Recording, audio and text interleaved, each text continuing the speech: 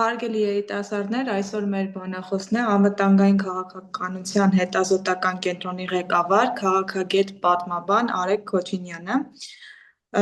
Թեման բավականին հետաքրքիր է, հայ-ադրբեջանական բանակցային գործընթացը 2022 թվականից հետո խաղաղության պայմանագիր, վստահ եմ, որ շատ հետաքրքիր է լինելու,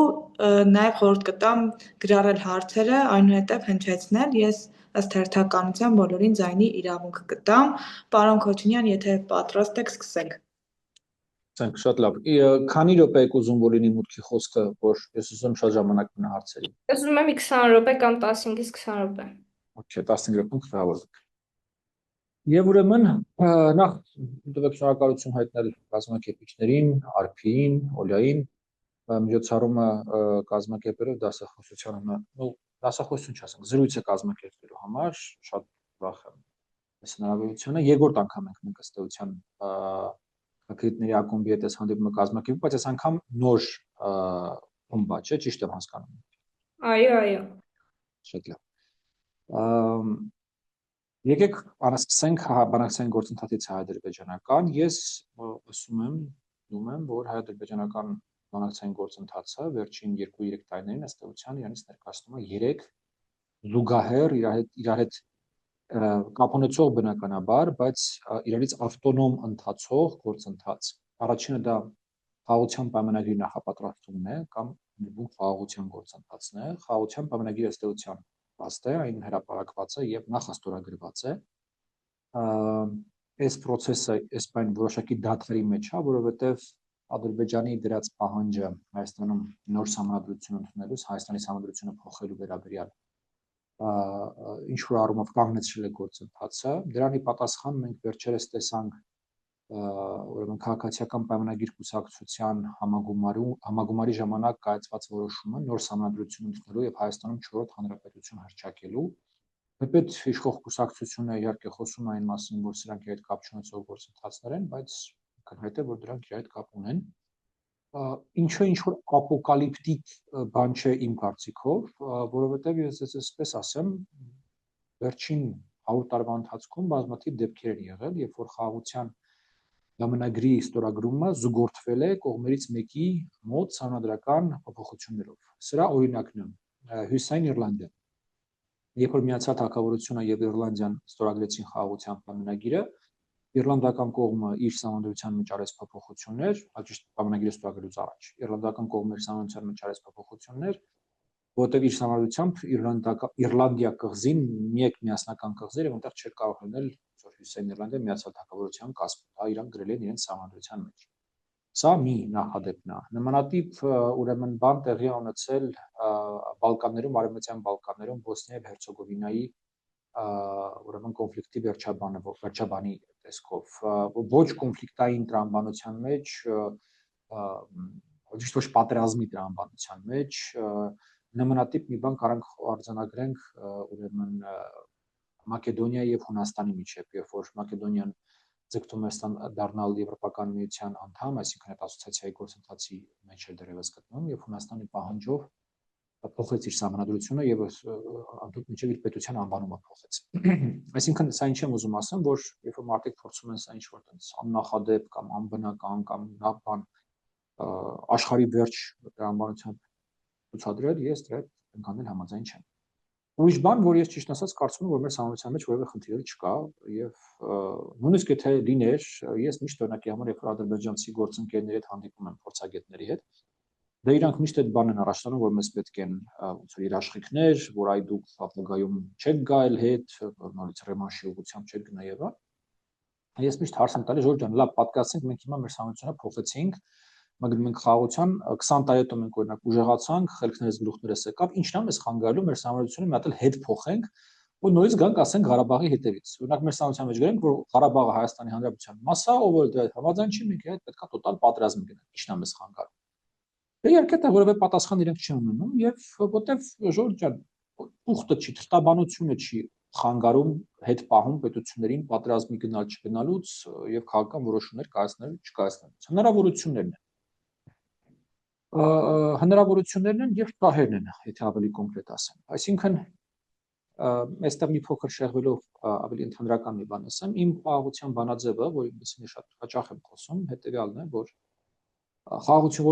որ դեպքում կլինի Հարավային Կովկասում եւ հատկապես Հայաստանի եւ Ադրբեջանի միջեւ, երբ որ երկու կողմերն էլ ընկալեն, որ կոնֆլիկտի շարունակությունը, այսինքն ուրային բալանսը լինի այնպեսին, որ կոնֆլիկտի շարունակությունը երկու կողմերի համար լինի չափազանց թանկ, չափազանց ծանր մի բան, եւ երկու կողմերի համար էլ համագործակցությունը,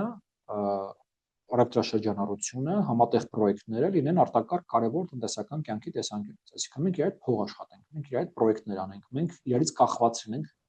ենթակառուցվածքների մեջ։ Այ որ պայմանես երկուսը համատեղ տեղի ունենա, Հարավային Կովկասում կլինի խաղաղություն։ Եվրոպայում ի վերջո խաղաղությունը եկավ այ հենց այս ձևաչափի տրամաբանության մեջ։ Բայց վերադառնալով իմ ասած 3 ուրեմն միաժամանակ տեղ ունեցող գործընթացներին, ինչպես նշեցի, առաջինը բուն խաղաղության պայմանագիրն է, երկրորդը դա սահմանազատման սահմանագծման գործընթացն է, տեղի ունեցող Հայաստանի եւ Ադրբեջանի միջեւ։ Դուք գիտեք, ուրեմն մեր ամենաերկար սահմանը Ադրբեջանի հետ է ցավալիորեն, դա 1014 կիլոմետրանոց սահման է, իդեպ նշեմ, որ սա մեր հաշվարկներով Եվրոպայի 8-րդ ամենաերկար սահմանն է։ Ինքը իրականում երկու փոքր հանրապետության համար հապազանց երկար սահման է։ Հիմնականում պատճառն է, որ սովետական միության ժամանակ դեռևս այդ սահմանը գծվել է շատ զիգզագաձև, շատ բարդ ուրեմն քարտեզ բանով պարագծով, այսպես ասենք, իմ կարծիքով դա արվել է դիտավորությամբ, հնարավորին է շատ ճնշում եւ խնդիրներ ստեղծելու համար երկու հանրապետությունների միջև, նույն նպատակներով այնտեղ տեղադրված են անկլավները եւ մեր մոտ եւ իրենց մոտ։ Իմիջիայլոց անկլավները սովետական միությունը բազմաթիվ հանրապետություններում է տեղադրել։ Սրանք ինչ որ առումով այդ ռուսերեն լավ արտահայտություն կա բոմբա замедленного действия, այսինքն այս դանդաղեցված ազդեցության պայթուցիկ։ Այդ բոլոր միջին Ասիան, որ տեսնեք ինչ է կատարվում, օրինակ Ուզբեկստանը, ներողություն, Ղրղըզստանը Տաջիկստանում ունի անկլավ, որը պետական սահմանից խորն է 40-ից ավելի կիլոմետր մոտավորապես, այդ անկլավում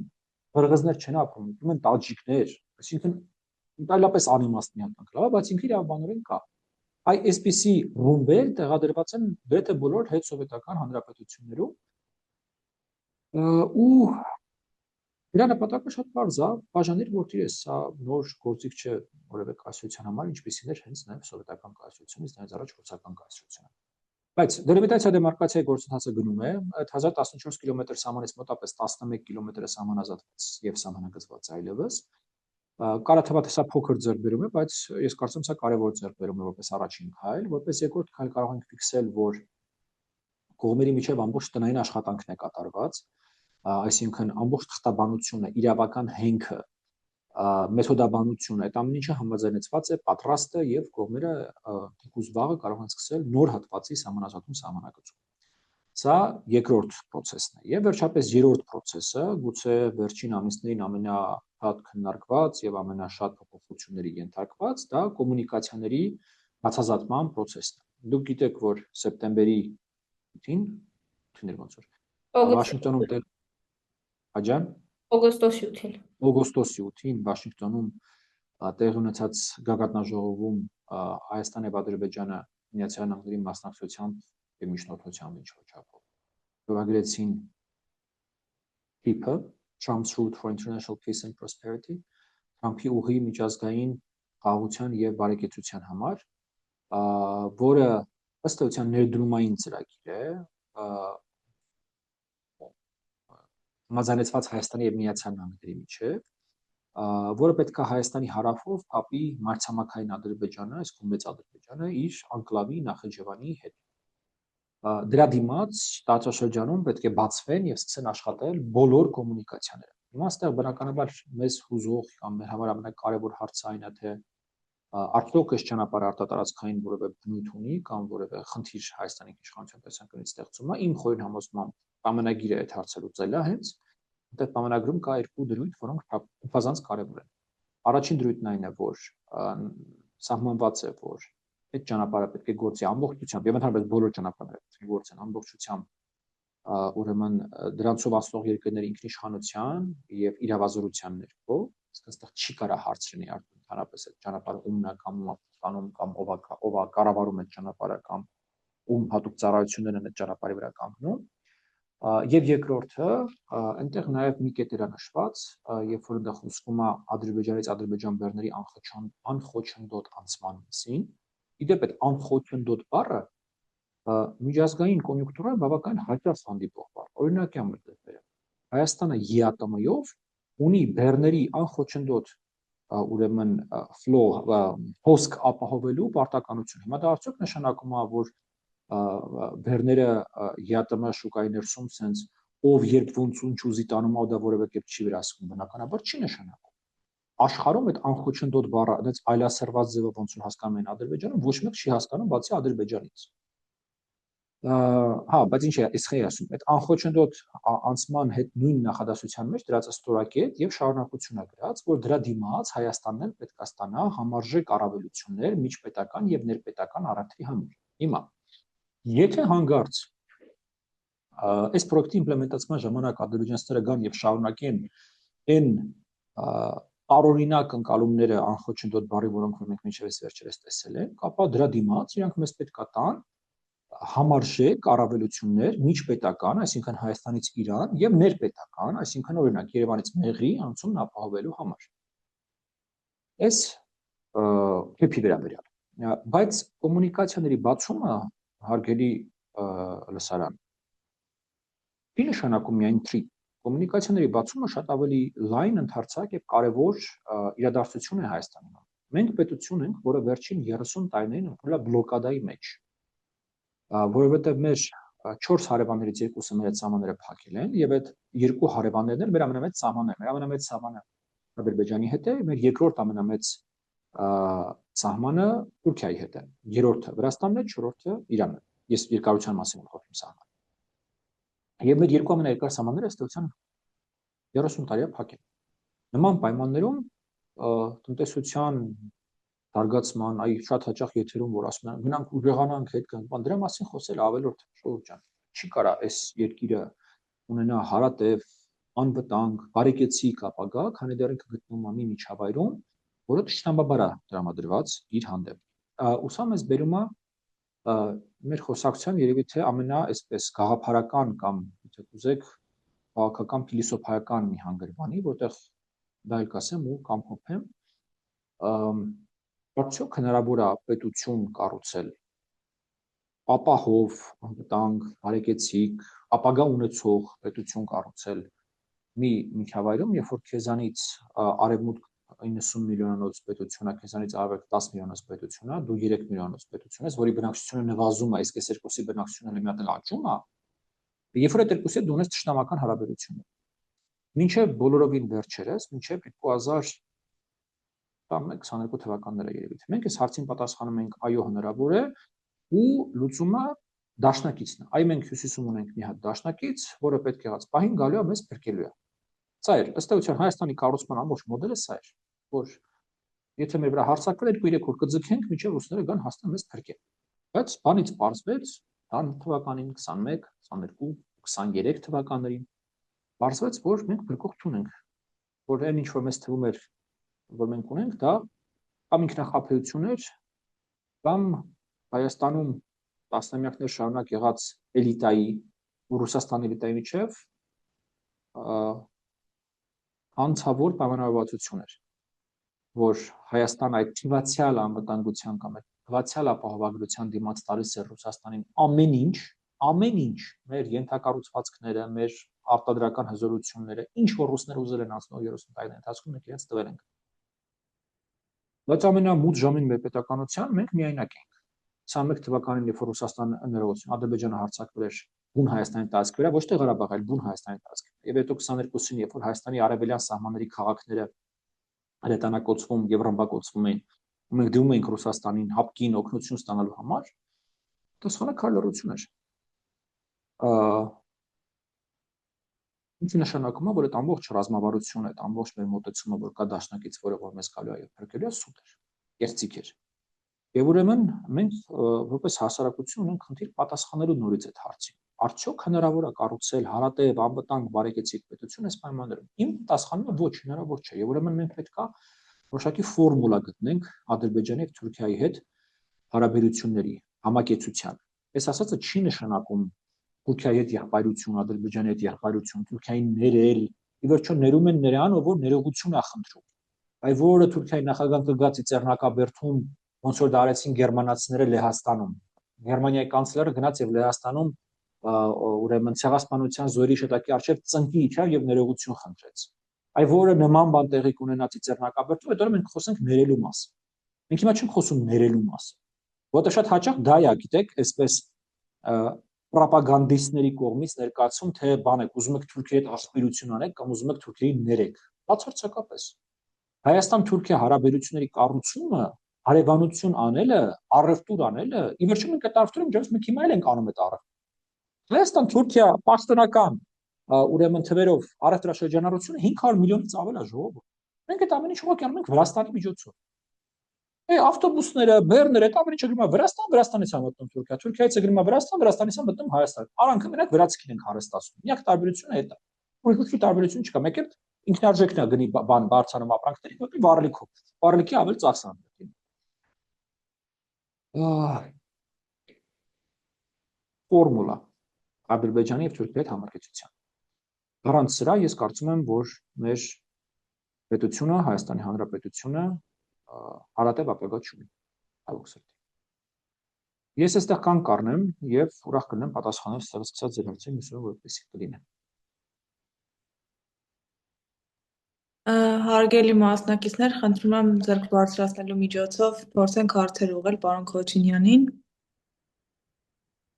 Ես կհավաքագրեմ հարցերը, եթե կան այդպիսիք, խնդրում եմ ակտիվ լինել։ Առաջինը Զաքարյան Նելին, համեցեք Նելի ջան։ Նախ ողջունում եմ բոլորիդ, շնորհակալություն խոսքի հնարավորության ընձեռման համար։ Պարոն Քոչինյան, իմ հարցը հետևյալն է. ըստ ձեզ, ինչպես կընթանա հայ-ադրբեջանական բանակցային գործընթացը մոտակա 5 տարիների ընթացքում։ Կա արդյոք այս տեսակետից ինչ-որ ապագայի տեսլական։ Շնորհակալություն։ Շնորհակալություն։ Տարբեր սցենարներ կան բնականաբար, եկեք սկսենք օպտիմիստական, լավատեսական այսպես սցենարից։ Դելիմիտացիայի դեմարկացիայի գործընթացը կշարունակվի եւ մենք կտեսնենք մի քանի 100 կիլոմետրի առնվազն սահմանազատված, սահմանագծված եւ ուրեմն նաեւ ապահով սահման, որտեղ արդեն կկանգնեն ոչ թե զինված ուժերը, այլ կկանգնեն սահմանապահները։ Դա մեկ։ Երկրորդը կոմունիկացիաները, այն բանավարությունները, որոնք որ ձեռք են բերվել, կսկսեն իրականացվել, Փրիփը կկառուցվի, հայ-թուրքական սահմանը կբացվի, ադրբեջանական սահմանով այլ կոմունիկացիաներ կսկսեն անցնել։ Ընդ որում, երբ որ մենք ասում ենք կոմունիկացիա, դա միայն երկաթգծեր եւ ավտոճանապարհներ չեն, դա նաեւ ուրեմն նավթամուղ, գազամուղ, հոսանքագծեր, ինտերնետ կաբելներ եւ այլն, ամենատարբեր կոմունիկացիաների մասին այստեղ խոսք է։ Եվ վերջապես խաղաղության պայմանագրի տեսանկյունից այս պայմանությամբ լավատեսական սցենարն ըստեյության հետևյալն է, որ 26 թվականին հունիսին իշխող քաղաքացիական պայմանագիր կուսակցությունը ընտրություններում միայնակ կամ որևէ դաշինքի հետ կարողանում է մեծամասնություն ձևավորել, կամ որևէ այլ պրոժողովրդավարական եւ խաղաղության գործընթացի կողմնակից ուժ կարողանում է նման հաղթանակ ապահովել, որից հետո կամ առանց ռեֆերենդումի, այսինքն առանց համայնքային փոփոխության ստորագրվում է խաղաղության պայմանագիրը, կամ ռեֆերենդումի արդյունքում Հայաստանում ընդունվում է նոր սահմանադրություն եւ ստորագրվում է խաղաղության պայմանագիրը ու վավերացվում է երկու պետությունների կողմից, ինչից հետո շատ արագ սկսվում է հայ-թուրքական կարգավորման գործընթաց, դիվանագիտական հարաբերություններ են հաստատվում, հայ-թուրքական սահմանը, ինչպես նշեցի, բացվում է եւ պետությունները թեւակողում են extended peace, ընդարձակ խաղաղություն կառուցելու գործընթացի մեջ, որտեղ այն ամեն ինչի մասին մենք ձեզ հիմա խոսում ենք, այ խաղաղության պայմանագիր, սահմանազատում, սահմանագծում, սահմանների բացում, դա narrow peace, նեղ խաղաղության կոնցեպտն է։ Դա ընդհանրապես առաջին քայլն է խաղաղություն, իրական խաղաղություն կառուցելու երկրների միջև։ Դրա համար ես օրինակ շատ հաճախ ինչ եմ ասում, խաղաղության պայմանագիրը խաղաղություն կառուցելու վերջնակետը չէ, դա իրական խաղաղություն կառուցելու մեկնարկն է ընդհանրապես։ Սա լավատեսական սցենարն էր։ Այսպես ավելի միջին սցենարը կարող դիտարկել այս process-ների դանդաղումը, այս process-ների երկարաձգումը, օրինակի համար հայկական կողմը չի կազմակերպում ռեֆերենդում կամ կազմակերպում է ռեֆերենդում ու հպալվում է այդ ռեֆերենդումը, այսինքն այնտեղ բավականին բարդ է լինելու, որովհետև բնակչության ընդհանուր ձայն իրավունք ունեցողների 25%-ը առնվազն պետք է 30%-ը պետք է մասնակցի եւ առնվազն 25%-ը պետք է կողմ քվեարկի ընդհանուր ձայն իրավունք ունեցողների ոչ թե մասնակիցների։ Պետք է կողմ քվեարկի այդ նախագծին, որպեսզի նոր համանդրություն համար կընդունված, ինչը բավականին այսպես բարդ ասանելի թիվ է ռեֆերենդումի համեմատապես։ Եվ իհարկե հորոտեսական սցենար, որ աշխարհը ել ավելի է ընկղմվում, այսպես ասենք, կոնֆլիկտների տրամաբանության մեջ, օրինակ Իսրայել-Իրան կոնֆլիկտն է, լարվում Ռուսաստան-Ուկրաինա, լարումը մեծանում է, հարաբերս ասած, այսպես ավելի անկայուն իրավիճակ է ստեղծվում աշխարհում եւ օրինակ Ադրբեջանում հաշվարկում են, որ ճիշտ պահն է փորձել գնալ դեպի ավելի մեծ էսկալացիա եւ ստանալ Հայաստանից ավելին ուժային միջոցներով։ Նման սցենարը նույնպես բացառել իհարկե պետք չի, քանի որ ուժային բալանսը բավականին ծանր է խախտված, այսպես ասենք, եւ մեզ դեռ ժամանակ է պետք ներդ ուժային բալանսը վերականգնելու համար, անգամ եթե բոլոր ուժերը ներդնենք, իսկ իմ կարծիքով մենք շատ վատ ենք միատրելը պատրաստում աշխատում այդ ուժերի ուժային բալանսի վերականգնման ուղղությամբ։ Թերևս սրանք են ամեն այսպես հավանական սպայդրությամբ երևացող հնարավորությունները տեսլական։ Շատ բարի, Նելի ջան, ունեք արձագանք։ Ոչ, շնորհակալություն։ Հաջորդը հարցի համար Համես Բեգլարյան, համեցեք։ Ողջունում բոլորիդ, ողջունում պարոն Քոչինյան, շնորհակալություն մեզ նման հնարավորություն ընձեռնելու եւ այսօր մեզ հետ հանդիպելու համար։ Հարցս հետեւյալն է. ինչպես է Հայաստան եւ Ամերիկա նախաստորագրված պայմանագիրը փոխելու Հայաստանի հարաբերությունները Ռուսաստանի Դաշնության հետ եւ մի պահ պատկերացնենք, որ օրինակ եկել է մի ժամանակաշրջան, մի պահ, երբ որ օրինակ նախաստորագրված պայմանագիրը սկսում է գոյություն չունենալ, դա ինչպես կարող է ազդել արդեն Հայաստանի եւ Թուրքիայի կամ Ադրբեջանի հետ հարաբերությունների զարգացման գործընթացում։ Շատ շնորհակալություն։ Ձեզ շնորհակալություն, երկրորդ հարցից սկսենք։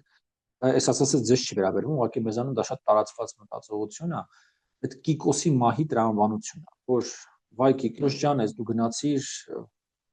հələ չէր ունեցել այդ Կիկոսին այդ աղջիկը, հələ ոչ ամուսնացել է, ոչ երեխա է ունեցել, բայց Կիկոսը իր կարծիքով արդեն ծնվել է, մեծացել է, գնացել անգել է այդ ոնց է այդ բանը, ջրի այդ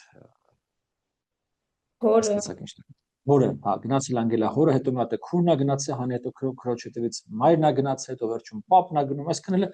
ոչ մի բան չի եղել, բայց մենք արդեն ամենավատ տարբերակի մասին ենք։ Հիմա տեսեք, մենք այդ խաղաղության պայմանագիրը չենք ստորագրել,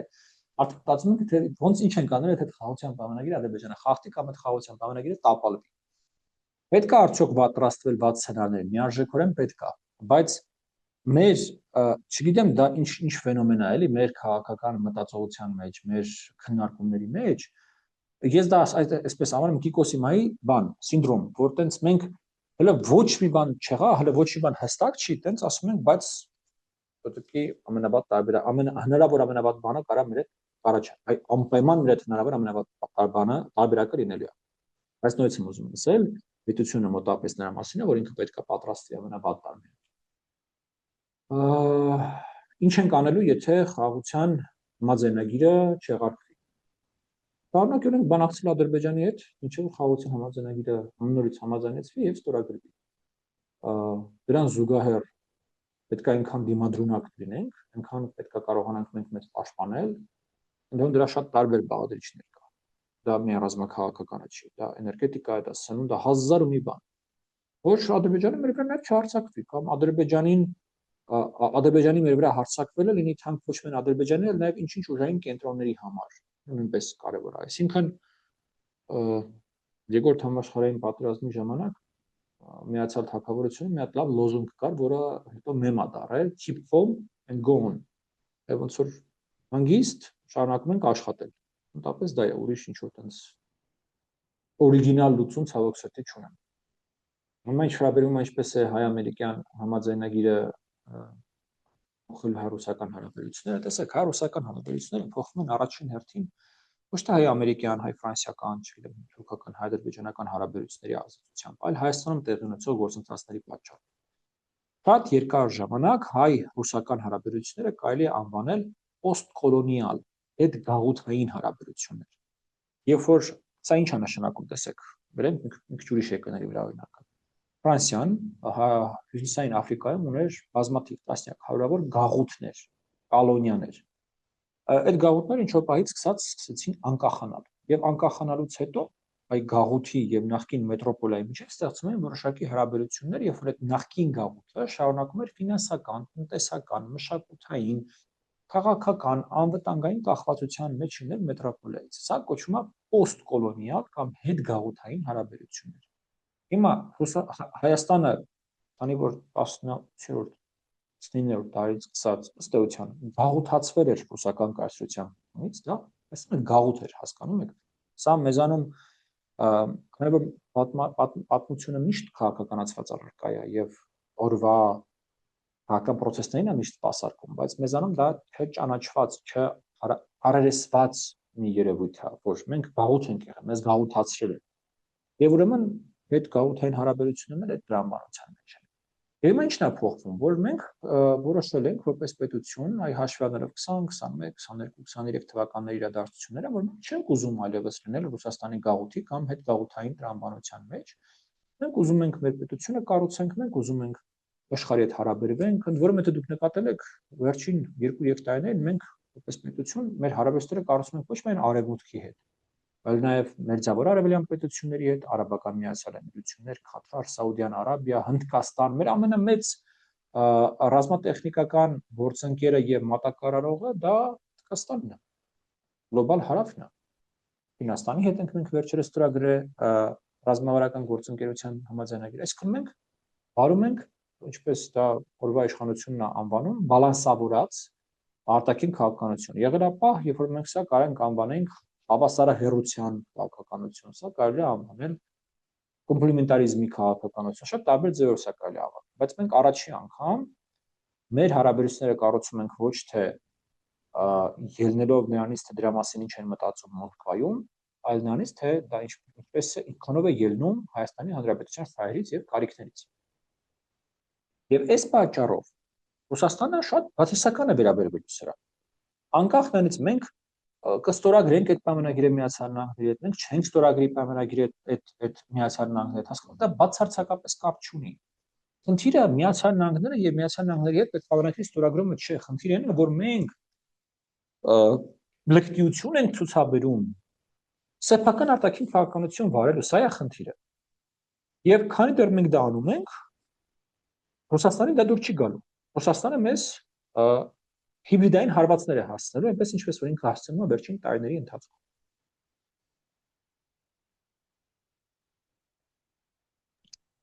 Արձագանք Համես ջան։ Ոչ, չունեմ արձագանք, շնորհակալություն հարցին պատասխանելու համար։ Այդ դեպքում խոսքի իրավունքը տանք Կատյա Հակոբյանին, հաջորդը նա էր գրանցվել հարցի համար, խնդրեմ համեցեք։ Բարև ձեզ, շատ շնորհակալ եմ նման հնարավորության համար։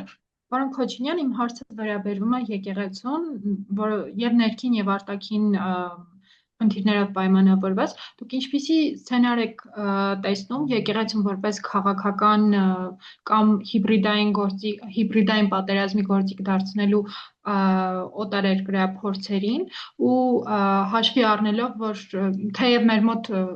արդեն փակուղի է մտնում այս հարցը, բայց հաշվի առնելով ԽՍՀՄ բլոկի տարբեր եվրոպական երկրներում ընթացած այս գործընթացները Լեհաստանի կամ Ուկրաինայի օրինակով մի քանի փուլով են եղել ու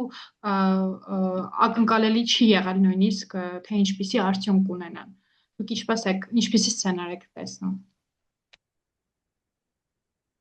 Ես շատ անկեղծ կասեմ, իրականում ինձ համար Հայաստանում տեղի ունեցող բազմաթիվ այսպես գործընթացներից, գործողություններից երևի թե ծանրը, վիրավորականը, եթե կուզեք խնդրահարույցը, դա հենց եկեղեցու հետ, եկեղեցու շուրջ, եկեղեցու կողմից տեղի ունեցողն է, եկեղեցու տադրած վարքն է։ Ես ինքս հայ առաքելական քրիստոնյայում եկեղեցում տնկված մարդ եմ եւ ինձ համար շատ ցավալի է տեսնել ինչ որ տեղի ունենում այսօր Հայաստանում, շատ ցավալի է, ես շատ անկեղծ եմ ասում։ Այս առումով պետք է արձանագրենք, որ հետսովետական տարածքում Հայաստանը ունիկալ պետություն չէ։ Այն ինչ որ տեղի ունենում Հայաստանում, տեղի ունեցել բազմաթիվ հետսովետական պետություններում եւ նախկին սոցիալիստական ճամբարի երկրներում։ Ինչի մասին է խոսքը։ Տեսեք, խորհրդային միության տարիներին, երբ որ այս պետություններում կար տոտալիտար, ամբողջատիրական կառավարման համակարգ, երբ որ կուսակցությունը եւ կառավարությունը որոշում էին ամեն ինչ, բոլորի գործողությունն էին փափում եւ որոշում։ Սովետական միության հատուկ ծառայությունները, ձեզ հայտնի KGB-ն, ուրեմն ներդրվել է, աշխատել է, կուրացիա արել եւ կառավարել է այս բոլոր պետություններում, այս բոլոր երկրներում եկեղեցիները, սա ոչ թե ինչ-որ դավադրապաշտական տեսություն է մեզ ասում, այլ կոնկրետ պետություններում, կոնկրետ երկրներում արված հետաքննությունների, իլյուստրացիաների արդյունքներով տված իրադարձությունները հասկանում եք, Լեհաստանում, Ռումինիայում, վերջերս Ուկրաինայում եւ Մոլդովայում մարդիկ ցույց են տվել, թե ոնց են այդ եկեղեցականները, հոգեվորականները հավաքագրվել հատուկ ծառայությունների կողմից եւ ծառայություններ մատուցել այդ հատուկ ծառայությունների։ Վրաստանում եւ այլուր։ Հիմա չի կարա Հայաստանը այս ամեն ինչից լինի բացառություն, բայց իմ կարծիքով մենք ունենք մի շատ մեծ առավելություն, հայկական եկեղեցին շատ ավելի լուրջ եւ ինքնուրույն կառույց է, քան գիտեմ վրացական եկեղեցին կամ ուկրաինական եկեղեցին կամ մոլդովական եկեղեցին, եւ ես կարծում եմ ինքը ունի շատ ավելի լուրջ ինքնապաշտպանական մեխանիզմներ, գործիքներ իր ինքնուրույնությունն ու իր իդենտիկությունը պահելու համար։ Սա ասելով ես կարծում եմ, որ Հայաստանում խնդիրը ոչ թե եկեղեցին է, այլ եկեղեցում իմ հաշվարկներով մոտավորապես մի 5-6 հոգի, որոնք ցավալիորեն ամենաբարձր պաշտոններն են զբաղեցնում։ Ստաց բարձրագույն պաշտոնատար անձից եւ իր եղբորից։ Դա երևի թե սա ունիկալ բան է, որ ուրեմն երկու բարձրագույն պաշտոնյաները կամ բարձրագույն պաշտոններից երկուսը հարազատ եղբայրներ լինեն որևէ եկեղեցում։ Որ դու ունես կաթողիկոս եղբորը նշանակես Ռուսաստանում բանի ղեկավար, ոնց է կոչվում։ Թեմի, հա, ռուսական թեմի ղեկավար նշանակես հարազատ եղբորը։ Հետո փորձ 5 հոգի լինեն մի գյուղից, այ քո գյուղից լինեն եպիսկոպոսների մեջ 4-5 հոգի, այդ ինչ աստվածավախ եւ բան գյուղ է, ասենց հասկանում եք, ֆանտաստիկայի ժանրից է, էլի դա որ մի գյուղից 4-5 եպիսկոպ։ Իմ կարծիքով դա է խնդիրը, որ եկեղեցում կա մի հատ ամբավորում, որը ամբողջությամբ իր վերահսկողության տակ է վերցրել հայաստանյան ծառայական սուրբ եկեղեցին, որպես կառույց, որպես մարմին, եւ ամբողջությամբ դարել է Հայաստանին հասցվող հիբրիդային պատերազմի մեջ հիբրիդային հարվածների հասցման գործիք։ Այդ տարությունները, որ իրենք տարածում են, շարժումները, որ իրենք կազմակերպում են, ես չգիտեմ, ես ճիշտ ասած դեմ եմ այն մեխանիզմներին, որոնք որ Հայաստանի վարչապետն օրինակի համար մտածում, չգիտեմ, այդ տեսել եք երևի մեջ միացնում հանրահավաք եւ այլն, բայց այն որ այս խնդիրը ինչ որ լուծում է պահանջում, դա նույնպես ակնհայտ է։ Բարդ հարց եք տալիս։ Ես երևի թե սա եզակի հարցերից է, որոնց վերաբերյալ sense ասեմ, մինչև վերջին քայլ, թե ինչա պետք անել, դժվար եմ պատասխանել։ Բայց ակնհայտ է, որ խնդիր կա։ Խնդիր կա մի քանի հոգու հետ անձնապես եկեղեցում, ոչ թե խնդիր կա մեր եկեղեցու հետ։ Արձագանքի անհրաժեշտություն տեսնում եք։ Չէ, շնորհակալ եմ շատ։ Եթե ոչ, հաջորդը Մանուշա Կավոյան, խնդրեմ համեցեք։ Բարի երեկո բոլորին, շնորհակալություն պարոն Քոչինյան նման հնարավորության համար։ Իմ հարցը հետևյալն է. ըստ ձեզ այս պայմանագրի հիման վրա ինչ փոփոխություններ կարող են պետք լինել դրա լիարժեք իրականացման համար։ Պայմանագրի։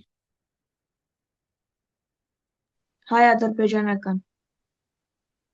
Նորից կասեք հարցը, հայ-ադրբեջանական պայմանագրի արդյունքում ինչ փոփոխություններ պետք կլինեն, ճիշտ հասկացա ձեզ։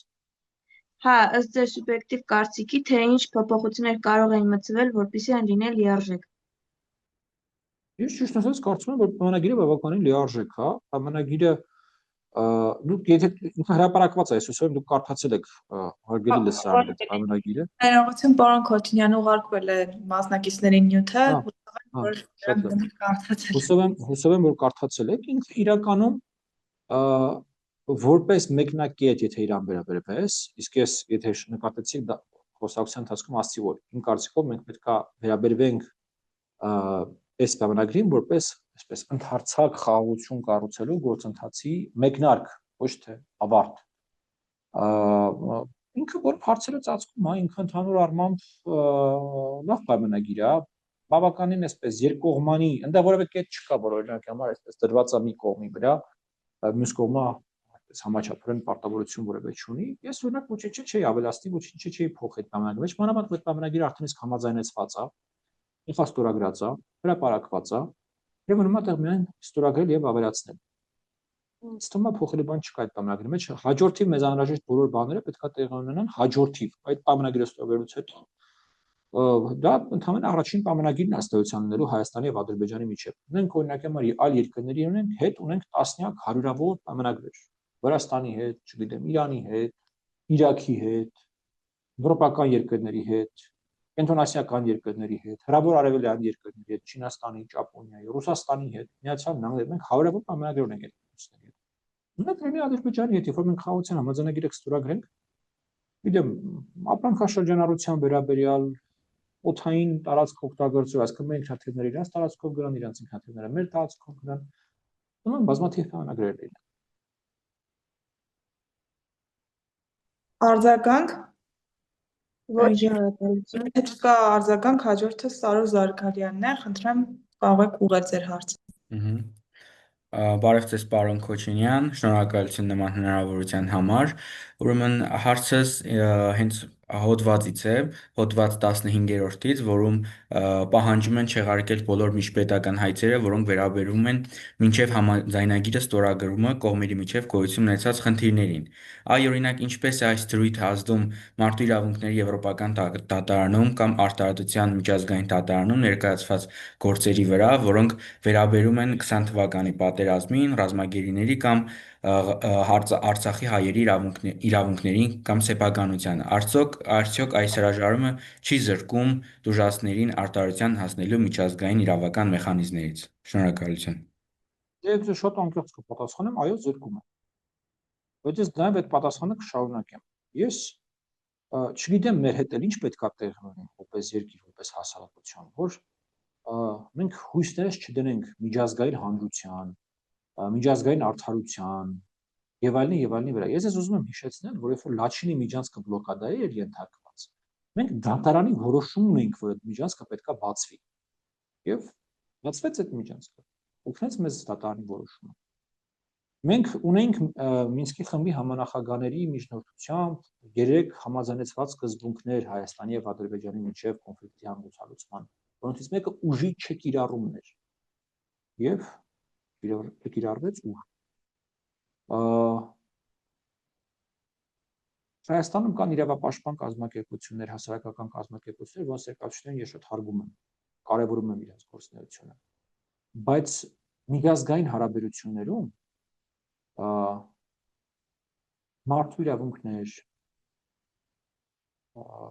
միջազգային նորմեր, արդարություն, բարոյականություն, նման տերմիններ չկան, դրանք կիրառելի չեն, դրանք ռեալիզմի դպրոցից չեն, հատկապես հիմա այս աշխարհում, երբ որ օրինակ Ռուսաստանը, որ Ուկրաինայի տարածքային ամբողջականության երաշխավորն էր, Բուդապեշտի համաձայնագրով Ռուսաստանը իր վրա պարտավորություններ վերցրել պաշտպանելու Ուկրաինային տարածքային ամբողջականության երաշխավորն էր Ռուսաստանը Ուկրաինայի։ Հարձակվել այդ երկրի կեսուզումը գրավի, կանում եք։ Դրա համար այս տրամաբանության մեջ խոսել բա մեր իրավունքները, բա մեր արդարությունը, ես ինձ հետաքրքիր է ձեզանից որևէ մեկը կա, որ մտածում է, որ այ դատարանը, որ որոշի, որ Ղարաբաղի մեր հայրենակիցները պետք է վերադառնան Հայաստան, Ադրբեջանը բան անելու, ասելով վայ կներեք մի քիչ բաներ սխալ ստացվեց, համեցեք։ Մարդ կա, որ տենց է մտածում, ժողովուրդ։ Բա մենք էլ ինչն ենք քննարկում։ Հիմա եթե իմայից արցնեք ինչն է ավելի լավ ունենալ խաղաղության պայմանագիր, թե ունենալ երազանք, որ այդ դատարանի որոշումը կլինի մի 150 տարի հետո ոնց որ եղավ Արևմտյան Հայաստանի հետ։ Մենք մեր հողերը կվերադառնանք, բայց ես երկուսի միջից ես ասեմ, միարժեքորեն ընդունում եմ խաղաղության պայմանագիրը։ Նաղդը թողած բան հետևից չեն ընկնում։ Երազանքի հետևից չեն ընկնում։ Քաղաքավարի էլի բան։ Շնորհակալություն։ Շնորհակալություն, եթե արձագանք չկա, հաջորդ մասնակցին ձայնի իրավունքը տանք, Վիկտորիա Սիմոնյան, համեցեք։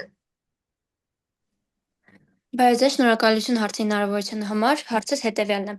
Ձեր կարծիքով այսօր Հայաստանի ներքին եւ արտաքին քաղաքական դաշտերում ինչ խնդիրներ կան եւ ինչ ռիսկեր է Հայաստանի համար իր մեջ ներառում խաղաղության պայմանագիրը, եթե այդպիսիք կան։ Շնորհակալություն։ Մի հատ հարց եք տալի, որի պատասխանը 3-4 ժամ կարա տևի, ախր մի քիչ կոնկրետ բաներ եք, էլի ժողովուրդ։ Տեսեք, ինչ ռիսկեր կան Հայաստանի ներքին եւ արտաքին քաղաքական դաշտում։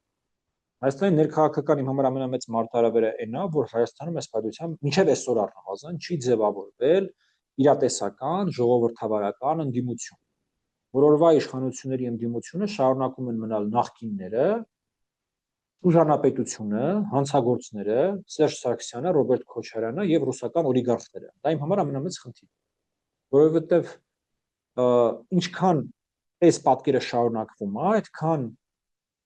ուրեմն իշխանությունները լավ տարբերակը մնում են, որ իշխանությունները վերարտադրվում են, վատ տարբերակը այն է, որ այդ խուժանապետությունը վերականգնվում է եւ այդ մարդիկ գալիս են հետ իշխանություն։ Մինչդեռ մեր ժողովուրդը ոնց որ ասած դրան չի արժանի, էլի, մեր ժողովուրդը արժանի է ընտրել լավի ու լավի մեջ, պարտավոր չի ընտրել վատի ու վատի մեջ։ Դրա համար իմ կարծիքով մեր ամենամեծ խնդիրը դա է, որ Հայաստանում մինչև այսօր չի ձևավորվել ժողովրդավարական ընդդիմություն, ժողովրդավարական այլընտրանք իշխանություններին։ Դա ներքաղաքանի վերաբերյալ, արտաքին քաղաքանի վերաբերյալ մենք ունենք 3 ուրեմն պետություն, որոնք որ շարունակում են Հայաստանի համար լրջագույն մարտահրավեր հանդիսանալ, դա բնականաբար Ադրբեջանը եւ Թուրքիան են, քանի դեռ հարաբերությունների կարգավորում տեղի չի ունեցել, եւ դա Ռուսաստանի Դաշնությունն է, նորից այն պարզ պատճառով, որ Ռուսաստանի Դաշնությունը չի համաձայնվում, չի համակերպվում այն պատկերի հետ, որ մենք ուզում ենք այստեղ կառուցել նորմալ, ժամանակակից, արդիական, անկախ պետություն։ Որոնց ես մի հատ բան ասեմ։ Ինքը նաև չի համաձայնվում, չի համակերպվելու Հայաստանում ժողովրդավարական կարգի հետ, որովհետև չի կարա Հայաստանում կառավարման համակարգը լինի ավելի լավը, քան Ռուսաստանում։ Ռուսաստանում դա հարցեր է առաջացնում բնակչությանը։ Դա արտաքին քաղաքականության վերաբերյալ։ Ձեր հարցի երրորդ մասը, եթե ճիշտ հիշեցի, խաղաղության համաձայնագիրը ինչ ռիսկեր ունի։ Այո։ Գիտեք, իմ կարծիքով ամենամեծ ռիսկը խաղաղության համաձայնագրի հետ կապված այն է, որ մեզանում կհամարեն, որ դե վերջ, այ ամեն ինչ ավարտված է, հարցերը լուծված են, սրվենք տներով ոնց որ ասած։ Մինչդեռ նորից եմ ուզում կրկնել, որ խաղաղության պայմանագիրը դա դեռ խաղաղությունը չէ։ Խաղաղության պայմանագրին մենք պետք է ձեր հետ վերաբերվենք որպես այդ խաղաղություն կառուցելու մեկնակետ։ Դա փափազանց կարևոր է ժողովուրդ։ Դες նույնիսկ ասեմ ավելին, այ խաղաղության պայմանագիրը ստորագրելու հաջորդ օրը եւ Հայաստանում եւ Ադրբեջանում հայտնվելու են ուժեր, որոնք փորձելու են այդ խաղաղությունը կործանել, որոնք փորձելու են մեր երկու հասարակությունները, մեր երկու երկրները հետ քաշել այդ խաղաղությունից։ Եվ իմ համար ամենամեծ ռիսկը այդ հազար ներողություն արխային ընկնելն է, որ այ դե վсё ոնց որ այս հարցը լուծեցինք, էլի արդեն։ Այդ տենց չի։ Խաղաղությունը շատ երկար process է։ Դա կարա տևի տասնամյակներ, ինքը որպես կանոն տևում է տասնամյակներ, մինչև այդ խաղաղությունը կառուցվում է։ Մանավանդ այսքան դաժան, այսքան երկարատև կոնֆլիկտից հետո, երբ որ այսքան արյուն է թափվել, երբ որ այսքան ատելություն է ձևավորվել, երբ որ այսքան հանցագործություններ են իրականացվել, այդ հիշողությունները թարմ են, այդ վերքը թարմ է, հասկանում եք, հեշտ չի լինելու ժողովուրդ ջան, բայց ոչ մեկ չէր էլ ասում էլի, որ հեշտ է կյանքը։ Շատ լավ, պարոն Քոչինյան, եթե արձագանք չկա, հարցի իրավունքը տանք հաջորդ մասնակցին։ Համեցեք Սերինե Մելիքսեթյան։ Բարև ձեզ, շնորհակալություն հանդիպման համար։ Իմ հարցը հետևյալն էր։ Թուրքիայի հետ մենք ուզում ենք մեր սահմանները բացել, վերջերս էլ հանդիպումներ են տեղի ունեցել, որ Թուրքիայի հետ անմիջական Հայաստան-Թուրքիա ճանապարհը բացվի։ Բայց թուրքերը անընդհատ հետաձգում են ճանապարհի բացումը, անընդհատ փոխում են թեմաներ, ինչն է պատճառը, որ անընդհատ մենք շատ ենք ուզում, որ Թուրքիայի հետ ճանապարհը բացվի, բայց ոնց որ Թուրքիան պատրաստ չի Հայաստանի հետ ճամփա բացի։ Միգուցե իրանք արդեն ունենալու են ընտրանք Հայաստանի տարածքով, չեն ուզում մեզ այդ ճանապարհ ունենան, կամ միգուցե ռուսական զորքն է իրանց խանգարում Հայաստանում տեղակայված, ինչն է պատճառը, որ անընդհատ իրանք հետաձգում են։ Շնորհակալություն։ Ձեր հարցի մեջ մենակ մի հատվածի հետ չեմ համաձայնվի, երբ որ ասացիք, որ իրանք անընդհատ նախապայմաններ են փոխում։ Իրանք ոչ մի անգամ նախապայմանը չեն փոխել, նախապայմանը միշտ եղել է նույնը։ 2 թվականից այդ նախապայմանը նույնն է։ Ադրբեջանը չպետք է դեմ լինի հայ-թուրքական սահմանի բացման։ Ուրիշ որևէ նախապայման երբևիցե Թուրքիան չի դրել։ Դա ձեզ ամենապատասխանատվությամբ եմ ասում։ Օրինակ Հայաստանում կան մարդիկ ասում են, թե յանի իբր թե թուրքերը մեզանից պահանջում են ցեղասպանությունից հրաժարվել, այս անելանալ, այդպես բաներ չկա։ Մի հատ պահանջ կա, Ադրբեջանը պետք է դեմ չլինի, որտեղ Թուրքիայի համար Ադրբեջանը ամենակարևոր պետությունն է։ Մի շարք պատճառներով։ Այնտեղ այդ որ ասում են այնտեղ եղբայրություն բան, այդ հեչ։ Այնտեղ շատ ավելի կարևոր բաներ կան։ Ադրբեջանը Թուրքիայի ամենամեծ ներդրողն է։ Ամենաշատ արտասահմանից ամենաշատ գումար Թուրքիա գալիս է Ադրբեջանից, ու դա արդեն առաջին տարին չի, մի քանի տարի անց Թուրքական տնտեսության մեջ ամենամեծ ներդրողը Ադրբեջանն է։ Ավելին Թուրքիայի ժամանակակից Թուրքիայի պատմության մեջ ամենամեծ միանվագ ներդրումը այդ նավթավերամշակման գործարանը Թուրքիայի արևմուտքում մեր 20 միլիարդ դոլարից պրոյեկտ է, դա էլ անում Ադրբեջանը։ Այդքան իրականում այդքան որ ասում են թե այտենց Թուրքիան մեծ եղբայր, Ադրբեջանը փոքր եղբայր, ես ձեր տեղերին միշտ կկասկածեի այդ մեծ ու փոքրի բանի վրա, այնտեղ այտենց մեծ ու փոքրի հարաբերություններ չեն մեղմ ասած, էլի։ Հիմա ինչ վերաբերվում է ոնց որ քիչ բացվում եւ կբացվի, մի բան, ինչեւ այդ մի բան էլ դες ասեմ, ես մի քանի անգամ եղել եմ Թուրքիայում, եւ Ստամբուլում եւ Անկարայում, շատ շփումներ եմ ունեցել թուրք փորձագետների հետ, քանության ներկայացուցիչների հետ, հասարակության հետ։ Հայաստանում ապրում է մոտավորապես այնքան մարդ, ինչքան ապրում է Ստամբուլ քաղաքի մի թաղամասում։ Ստամբուլը ահռելի քաղաք, այնքան Մոսկվայից մեծ է։ Եվ իր մի թաղամասում ապրում է ավելի շատ մարդ, քան Հայաստանում։ Թուրքիայում Հայաստանի մասին համարյա ոչինչ չգիտեն։ Առանձնապես իրանց հետաքրքիր չի Հայաստանը։ Երբ որ Թուրքիայում հարցնում է ով է ձեր ամենամեծ ճշտամին, իրանք ասում են Ամերիկան։ Երկրորդ տեղով չգիտեմ ասում են Ռուսաստանը, երրորդ տեղով ասում են Սիրիան, չորրորդ տեղով ասում են Հունաստանը, 5-րդ տեղով ասում են Կիպրոսը, Հայաստանը ես նույնիսկ վստահ չեմ որ 15-ի մեջ կմտնի իրանց ընկալումների մեջ, թե ով է իրանց հակառակորդը, էլի։ Ես դες շատ անկեղծ եմ ասում, իրանք մեզ առանձնապես լուրջ չեն վերաբերվում։ Ոչ թե մեր մասին հիշում են։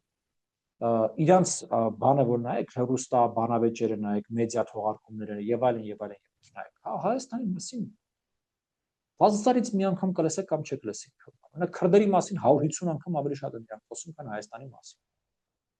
Այդ մասով։ Հիմա ինչ վերաբերում է սահմանի բացմանը։ Սահմանը բացվելու այն պահին, երբ որ Ադրբեջանը դրան դեմ չի։ Ուղղակի եմ ասում։ Որովհետև Թուրքիայի համար շատ ավելի կարևոր են իր հարաբերությունները Ադրբեջանի հետ, քան Հայաստանի։ Ադրբեջանն էլ համաձայնվել է դրան այն պահին, երբ որ 3 թրեքերը, որոնց մասին ես խոսեցի, ինքը զգա իրան այնքան ապահով, որ իր ամենամեծ մահակը, իր ամենամեծ գործիքը Հայաստանի դեմ, որ ինքը ունի, Թուրքիան ու Թուրքիայի փակ սահմանը, դրա կարիքին քարևս չտեսնի։ Ինչի է դա իր ամենակարևոր մահակը, ամենակարևոր գործիքը Հայաստանի դեմ։ Որովհետև հայ-թուրքական սահմանի բացումն է, որ իրական է դարձնելու Հայաստանի ինտեգրացիան եվրոպական կառույցների, եվրոատլանտյան կառույցների հետ։ Ինչու՞։ Տեսեք, երբ որ մենք խոսում ենք, որ մենք ուզում ենք ավելի մոտ լինել Եվրոպային, դա որ տարբերակում է հնարավոր։ Երբ որ դու ունես հնարավորություն քո ապրանքներն ու ծառայությունները արագ, էժան, անխոչնդոտ հասցնես Եվրոպա եւ Եվրոպայից այստեղ։ Իսկ որ մեր կոնյակը, գինին, գյուղատնտեսական ապրանքները, պղինձը, մոլիբդենը, այդ ամեն ինչը մենք կարող ենք վաճառել Եվրոպայում, ոչ թե Ռուսաստանում օրինակ համար։ Դա այս պատմությամբ ընտրահարույց է, որտեղ մենք դառնում ենք Վրաստանով, Վրաստանը ինքնին պրոբլեմատիկ պետություն է արդեն։ Ուրեմն դա վերում հասցնում ենք Փութի կամ Բաթում, այնտեղ նավ ենք նստացնում։ Այդ նավը գնում է Ռումինիայի կամ Բուլղարիայի պորտեր, այնտեղ երկաթգիծ է նստում, նոր գնում է իր հասցեատիրոջը։ Իսկ եթե հայ-թուրքական սահմանը բացվում է, մենք Երևանում բեռը դնում ենք կամ մարդը նստում է երկաթգիծ գնացք։ Ու այդ գնացքը հասնում է Բեռլին, այդ գնացքը հասնում է Փարիզ, այդ գնացքը հասնում է Հռոմ։ Հասկանում եք, մենակ այդ դեպքում է մեր տնտեսությունը սկսում աշխատել Եվրոպական միության հետ։ Մենակ այդ դեպքում է իմ կարծիքով իրատեսական խոսել Հայաստանի եվրոպական ինտեգրացիայի մասին։ Էլ չասած, որ քանի դեռ հայ-թուրքական հարաբերությունների կարգավորում տեղի չի ունեցել, մեր կախվածությունը Ռուսաստանից եւ մեր սկիսագաղութային վիճակը չի դադարելու։ Ու դա շատ լավ հասկանում են Ադրբեջանը։ Շնորհակալություն, արձագանքի անհրաժեշտություն տեսնում եք։ Հա, մի հարցեր, մի փոքր հարցեր ու վերջ էլի։ Իսկ միթե Ադրբեջանի հետ խաղաղությունը իր հետ այն բոլոր բաները, որ համաձայնեցնում ենք խաղաղության համար, մեզ չի թշնամացնում Պարսկաստանի ու Վրաստանի հետ կամ մնացյալ երկրների հետ։ Վրաստանի հետ ընդհանրապես մենք խնդիր չունենք այդ առումով, որովհետև այդպես թեմա Ադրբեջանի հետ կամ Թուրքիայի հետ որ մենք զարգացնում ենք, ինձ բան չկա որ Վրաստանի հետ մեզ թշնամացնի։ Իրանի մասով Իրանի համար Իրանը շատ սպეციფიկ պետություն է, ժողովուրդ, երբ մենք ասում ենք, թե Իրանի հետ խնդիր, պետք է ֆիքսենք նաև թե ում հետ խնդիր, որտեղ Իրանում ըստ էության կա երկու իշխանություն։ Մեկը դա նախագահ, վարչապետ, այդ ձեզ ծանոթ բոլոր պարտունյաներ, մեծություններն են, մյուսը դա իրանց հոգևոր առաջնորդն է, որը իրականում ամբողջ իշխանությունը իր ձեռքում է։ Առաջին թևը բավականին ժամանակակից ռացիոնալ մարդիկ են։ Երկրորդ թևը այդ հոգևոր առաջնորդի թևը, մի քիչ այլ ձև մտածող եւ այլ առաջնահերթություններ ունեցող։ Եվ օրինակ առաջին թևից մենք շատ հեշտ ենք կարողանում ըստ էության լեզու։ Մեր բոլոր այս նախաձեռնությունները թրիփ եւ արի եւ այլն մենք շատ հեշտ կարողացել ենք իրենց բացատրել, հասկացնել, ներկայացնել, ընդհանուր չի եղել։ Մեր առաջանում է երկրորդ թևի է։ Բայց անգամ այդ երկրորդ թևի հետ մինչև այս պահը առնվազն Հայաստանի Հանրապետությունը կարողացել է իր քորոշումները ընկալելի առնվազն պահել։ Մինչև այս պահը նա չգիտեմ դա Հրանտ Բագրատյան կա, երել ասում էր հեսա Իրանը հարձակվելու է մեր վրա, բան հիմարություններ էր ինչ որ խոսում, ամառ ամոթել է այդ մարդը վարչապետ է։ Բայց դրա փոխարեն մենք տեսնում ենք, որ առաջին սուր հայտարարությունների փոխարեն հիմա շատ զսպված, շատ նորմալ բաներ ենք մենք տեսնում, օրինակ ես տեսա նույնիսկ որոշ լրագրողներ ընկել էին Իրանի դեսպանատվից, ասում էին միջանցք ենք տվել մենք Ադրբեջանի թուրքերը թրիփը միջանցք է, Իրանի դեսպանատվին ասում են, ոչ, դա միջանցք չի, դա նորմալ ներդրումային ծրագիր է, մենք դա խնդիր չենք տեսնում։ Այս ասում այդ հայ լրագրողները ասենց համոզում էին Իրանի դեսպանին, որ չէ, ինչ է խոսում, դա ձեր դեմա, դա միջանցք է։ Այնպես որ այդ թեմաները մի քիչ ավելի շատ ուռճացված են, հարգելի մերին է, քան այդտեղ իրականություն, այսպես ասեմ։ Շնորհակալություն, հաջորդ հարցի համար Արփի Պետրոսյան, համեցեք։ Շնորհակալություն, ես նախ ցանկանում եմ շնորհավորել Սերգոյ Ծննդյան տարեդարձ, ով չնայած իր ծնունդը միացել է մեր հանդիպմանը։ Ես էլ եմ շնորհավորում հարգելի Սերգո։ Շնորհակալ բաներն եմ մաղթում։ Շնորհակալ շատ, պարոն Քոչինյան, իմ հարցը վերաբերվում է ենթակառուցվածքային ծրագրերին Ռուսաստանի հնարավոր ներգրավվածությանը։ Այն ժամանակ, երբ որ ստորագրվեց թրիփը ու խոսակցությունը գնում էր հիմնականում Ամերիկայից ներդրումների մասին, որոշ շրջանակներ խոսում էին նաև Ռուսաստանից, Չինաստանից, Ճապոնիայից հնարավոր ներդրումների մասին ենթակառուցվածքային նախագծերում, բայց Ռուսաստանի մասով առավել կարևոր է, որովհետև արդեն իսկ գիտենք ինչ կախվածություններ ունենք Ռուսաստանից, սակայն իշխանությունների կողմից չենք լսում հերքում կամ ինչ-որ ստույգ պատասխան, թե արդյոք կհամաձայնեն ռուսական հնարավոր ներդրումներին ենթակառուցվածքներում, թե ոչ։ Ինչպես եք վերաբերվում սրան, ինչպես կլինի ձեր վերաբերմունքը Ռուսաստանի հնարավոր ներգրավվածությանը ենթակառուցվածքային նախագծերին եւ ներդրումներին։ Նախ եկեք արձանագրենք, որ իրանք հավելյալ ներգրավվածության կարիք չունեն, որովհետև Հայաստանի երկաթգծային ցանցը կոնցեսիոն կառավարման է հանձնված ռուսական ընկերությանը Յուկաժեզդեին, Южно-Кавказские железные дороги։ Այսինքն իրանք արդեն այդտեղ են։ Եթե մենք իրանցից դա չենք վերցնում, չենք խլում դա իրանցից, ապա իրանք հավելյալ բաներ անելու կարիք չունեն։ Առանց իրանց այդ ամեն ինչը չի էլ աշխատելու այս պայմանությամբ։ Դա եկեք արձանագրենք առաջին։ Երկրորդը սա շատ, այսպես գիտեք, երկկողմանի հարց է, բացատրեմ ինչու։ Մի կողմից ինձ համար ակնհայտ է, որ ռուսները առանձնապես հետաքրքրված չեն արևելք, արևմուտք տրամաբանությամբ, այսինքն Չինաստան, Միջին Ասիա, Կասպից ծով, Ադրբեջան, Հայաստան, Թուրքիա, Եվրոպա տրամաբանության մեջ ենթակառուցվածքների զարգացնում, այն պարզ պատճառով, որ սա իրանց հիմնական մրցակից գիծն է, որտեղ նախկինում այս ամեն ինչը անցնում է Ռուսաստանով։ Ոչ թե իրանք վատն են, այլ ընդհանրապես իրանք իրենց շահերն են այս առումով անելու։ Բայց մյուս կողմից իրանք շատ հետաքրքրված են հյուսիս-հարավ տրամաբանությամբ, այսինքն այս կոմունիկացիաների բացման արդյունքում նաև իրանց համար հնարավորություն է ստեղծվելու երկաթգծային կապ ունենալ Իրանի եւ իրանական ծոցի հետ, որը իրանք այս պատասխանությամբ ունեն երկաթգծային նման կապ իրանք ունեն։ Հիմա իրանց մոտ որը ավելի գերակա կլինի կոչնդոտել մեր արևելք-արևմուտք տրամաբանությամբ զարգացմանը կոմունիկացիաների, թե օգտվել հյուսիս-հարավ տրամաբանությունից։ Իրականում երբ որ ամենասկզբից իրանք ուզում էին, որ այնտեղ լիներ Զանգեզուրի միջանցք իրանք այդտեղ կանգնեին, իրանց երազանքը որն էր, որ իրանք այդտեղ կանգնեն, կարգել են արևելք-արևմուտքը, թողել մենակ հյուսիս-հարավը, ու տենց կաշխատացնեն այդ ամեն ինչը։ Իրանք դրա համար են ուզում տալ դա։ Բայց դրանց չստացվեց, այս պատրությամբ իրականում ամեն ինչ կախված է նրանից, թե ինչպես իրենք կպահեն Ռուսաստանը։ Ռուսաստանը կշարունակի փորձել մեզանից ստանալ ճակերտավոր Զանգեզուրի միջանցքը։ Թե կփորձի այս նույն իրականության մեջ մեր հետ աշխատել։ Մեկը փորձի խոչընդոտել այդ կոմունիկացիաների բացմանը, թե կփորձի ինքը բաներ ինքը շահել։ Որտեղ եթե գնում ենք այն տրամաբանությանը, որ ինքը համենը փորձում ինչ բաներ ինքը կահել, ես բացարձակ ձեռ չեմ այդ տրամաբանությանը։ Ես ինչ որ sense գիտեք, խրկս թափած հակառուժ չեմ։ Ես բացարձակ չեմ ուզում, որ մենք մատը հիմա նոր թշնամի ձեռք բերենք Ռուսաստանի դեմքով։ Բացարձակ ինձ դա 100 տարի պետք չի։ Ես ուզում եմ, ես եկում խաղաղություն լինի, հնարավորինս քիչ կոնֆլիկտ լինի։ Եթե մենք կարողանանք ռուսական կողմին բերել այն տրամաբանության մեջ, որ իրանց հետ է կարողանանք աշխատել, իրանք է կարողանան այստեղ գումար օրինակի համար աշխատել։ Իրանց համար էլ էս ամեն ինչը ինչ որ հնարավորություններ ստեղծի։ Բացարձակ ապսիլի ես երկու ձեռքով կողմն դրա։ Բայց նույնիսկ այստեղ ամեն ինչ կախված է նրանից, թե ռուսները ինչ ոգով են գալու այս բանակցություններին, ինչ ոգով են մասնակցելու այս գործընթացներին, հասկանում եք, ուզելու են ամեն ինչ 100%-ով իրանց է լինի, այնպես որ ուզում են մինչև թրիփը, երբ որ նոյեմբերի 9-րդ կետ 8-րդ կետ բաներն են։ Հիմա այս նոր իրականության մեջ գալու են ասել են, դե եկեք մենք է մասնակցենք, լավ։ Դրանից է կախված։ Շնորհակալություն։ Արձագանքի կարիք չեք տեսնում, Արփի։ Հաջորդ հարցի համար Սերգո Սիմոնյան, համեցեք։ Ձեր մյուտ հարած ձեր միկրոֆոնը։ Շնորհակալ եմ կներեք։ Ուզում եմ մի քիչ հարցի ֆորմատը փոխեմ, անցնենք Հայաստանի ներքին հարցին։ Այսօր առավոտյան ինձ իրականում Հայաստանի համայնքներից շատերում ժողովրդավարությունը թերի է։ Այսօր առավոտյան ինձ համայնքի բնակիչ չէր գրել, ասում է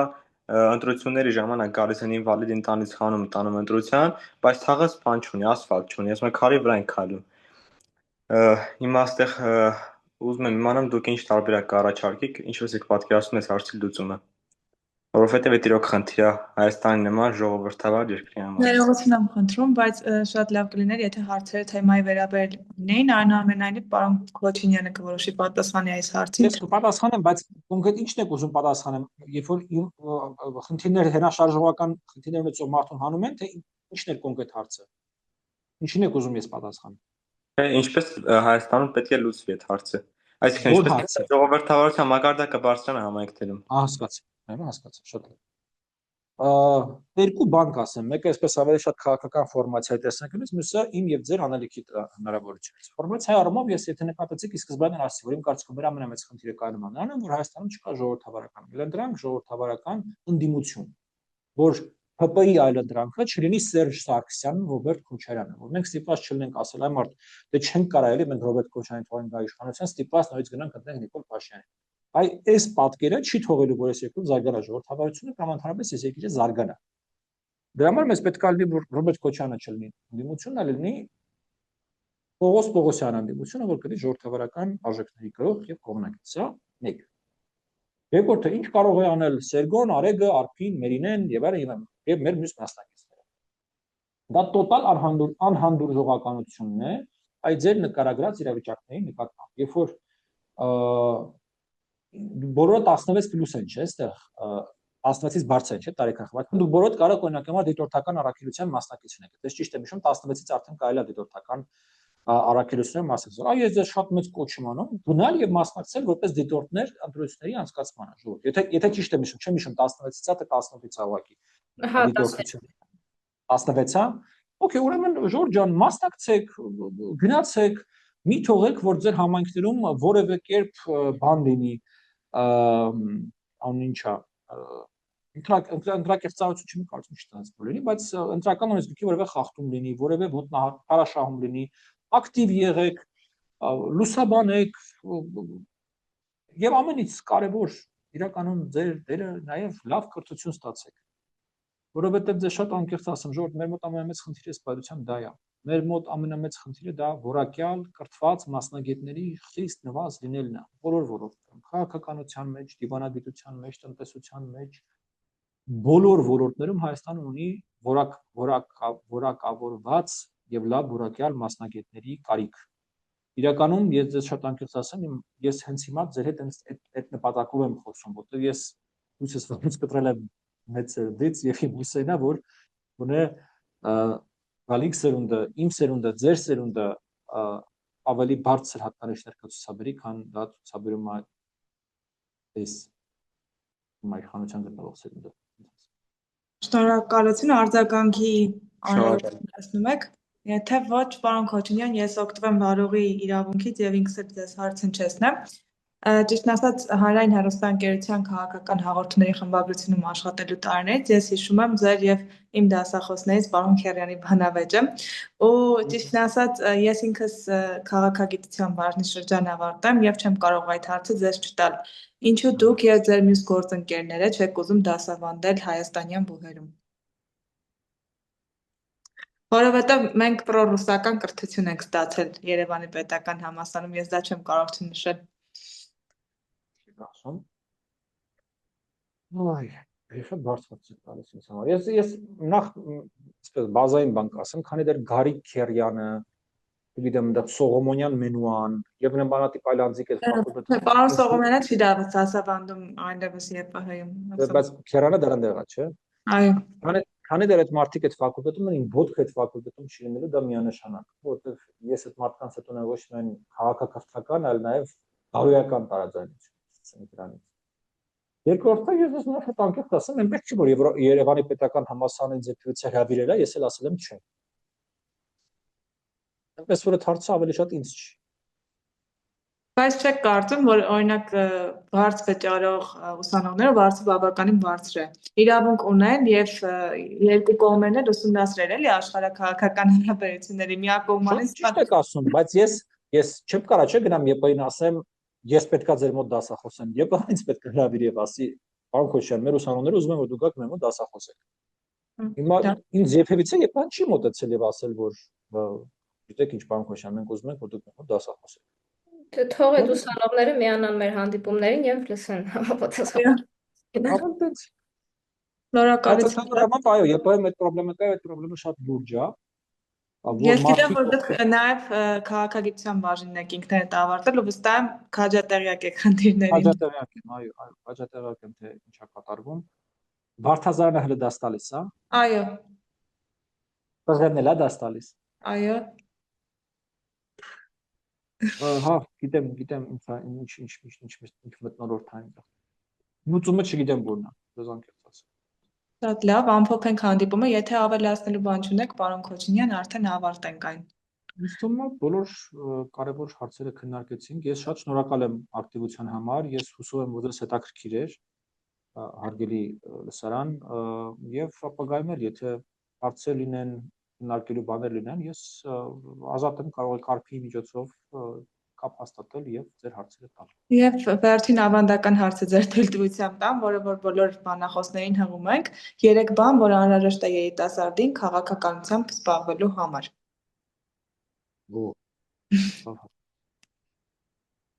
Առաջին հերթին քաղաքական միտք անհրաժեշտ։ Ես ձեզ մի հատ sense բան ասեմ, sense հասկացություն կա, չէ, մաթեմատիկական միտք, որ այդ թվերը, այդ բաները, այդ հավասարները տեսնում ես ուղղակի այդ ուղղությամբ աշխատում։ Ես կարծեմ, որ նման այդ ճիշտ ընտրամբանությամբ կա նաև քաղաքական միտք հասկացություն։ Երբ որ ես գիտեք շատ հաճախ տեսնում եմ, որ ուրեմն տաքսի նստելուց կամ փողոցում մարդկանց հետ շփվելուց ինձ այնքան սուր հարցեր են տալի եւ այնքան սուր դիտարկումներ են անում, որ դու ասում ես, որ այս մարդը որևէ քաղաքագիտական կրթություն չունի, կարող է նույնիսկ բարձրագույն կրթություն չունի, բայց այս մարդը ունի քաղաքական միտք, իր ուղեղի կառուցվածքը, իր մտածողությունը այդ ուղղությամբ է։ Այ ասում ոնց որ մաթեմատիկական միտք կա, արվեստագետի միտք, չէ, որ այ ինքը տենց լավ նկարում է, բնատուր ինքը այդ տաղանդը ունի։ Իմ կարծիքով լավ կլինի, որ քաղաքականությամբ պես բավական մարդիկ ովքեր ունեն դրա տաղանդը։ Երկրորդը զուսկալ կյանքով ապրելու կարողություն, որովհետև քաղաքականությունը, քաղաքագիտությունը ձեզ երբևիցե չի բերելու տող կյանք։ Այս այն ոլորտը չի, որտեղ հնարավոր է շատ գումար աշխատել։ Եվ եթե դուք քաղաքականության ոլորտում շատ գումար եք աշխատում, դուք դառնում եք Ռոբերտ Քոչարյան։ Ինչը լավ բան չի, հարգելի երիտասարդներ։ Երբեք կյանքում մի դառեք Ռոբերտ Քոչարյան։ Դա լավ բան չի։ Եվ բարոյական բան չի։ Դրա համար ոնց որ ասած, եթե ուզում եք շատ գումար աշխատել, դրա համար կա շատ այլ ոլորտներ, շատ այլ տեղեր։ Վենուբոլ աշխարհը ոնց որ ասած։ Բացարձակ պարտադիր չի դիտել քաղաքական կոնտեքստի դառնում։ Դրա համար հա այդ երկրորդ բանը, ես բանը մելի դες ասում, sense ասեմ, ոչ թե ինչ որ sense ասում եմ դասագրքային կամ հոգին վեհացնող բաներ, փորձում եմ դες մաքսիմալ անկեղծել այս թեման։ A. Քաղաքական միտք ունեցողը լավ կլինի որ քաղաքականությամբ զբաղվի, B. Շատ գումար երբևիցե այս ոլորտում չեք աշխատելու, ոչ թե ձեզ ապա մոտիվացնելու համար եմ սա ասում, այլ ակնկալիքները չափավոր պահելու համար եմ ասում։ Եվ երրորդը, քանի որ շատ բան կարամ ասեմ, բայց դուք 3 հատ եք ասել, կփորձեմ 3-ի մեջ տեղավորվեմ, լեզուներ սովորեք։ Իմ կարծիքով առանց անգլերենի, հատկապես անգլերենի, առաջին հերթի անգլերենի, հետո ինչ կսովորեք, հետո ինչքան սովորեք, ոնց որ ձեր բանն է, փեշակն է ձեր, բայց առանց անգլերենի հնարավոր չի ընկալել քաղաքական գործընթացներ, միջազգային հարաբերություններ, պարզապես հնարավոր չի։ Դու սկսում ես էփվել քո փոքրիկ ճահիճի մեջ, տեսնելով մեծ պատկերը չընկալելով ինչա կատարվում աշխարհում։ Հնարավոր չի ուղղակի։ Առանց անգլերենի հնարավոր չի։ Դրա համար առաջերտին սովորեք անգլերեն, ծերուներ։ Շնորհակալություն, պարոն Քոչինյան, ես էլ լինելով քաղաքագիտության բարոյի շրջանավարտ, փաստում եմ, որ ժուժկալությունը ամենակարևորն է այստեղ։ Շատ շնորհակալ ենք հանդիպման համար, ձեզ լավ օր ենք մաղթում։ Հուսամ էլի նման հնարավորություններ կընձեռվեն։ Հաջողություն ձեզ։ Լավ եղեք, հաջողություն։